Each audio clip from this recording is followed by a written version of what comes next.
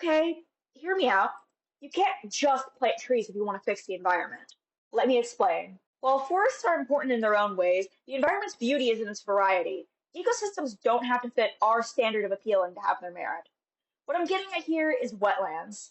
Wetlands, to put it in a simple definition, are any ecosystem that is completely submerged in water for a portion of the year.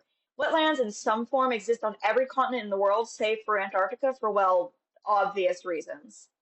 The three main types of wetlands are agreed to be swamps, marshes, and bogs. And while I think we can all agree on the cultural importance that comes from a swamp, I wouldn't be making this video if our Green King was my only source and point. So, what's the deal with wetlands? First of all, there's the pretty obvious fact that they're a fountain for life. Due to the sheer amount of variation in how they present, wetlands are a host to a massive amount of plant, animal, and fungi species. It's been reported by multiple scientific sources, including National Geographic, that wetlands are home to one-third of all of America's threatened or endangered species, with over half of the list residing in a wetland at some point in their life cycle. And, as with any major ecosystem, there are usually plenty of species that can only exist within these environments. But what about us? I can already hear you asking. Maybe I don't care about the 15th salamander of the day. First of all, don't be rude to salamanders. They're doing their best. And secondly, they actually have quite a few benefits to humanity as a whole.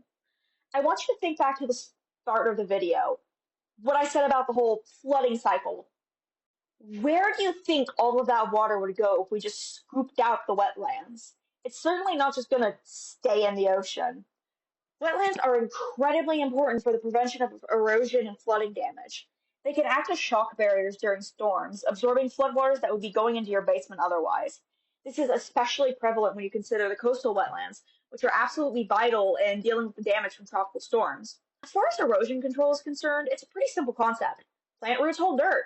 Think about that, and what would happen if those roots weren't there, but for an entire span of land. You can kiss that area goodbye, that's what. But don't kiss dirt, actually.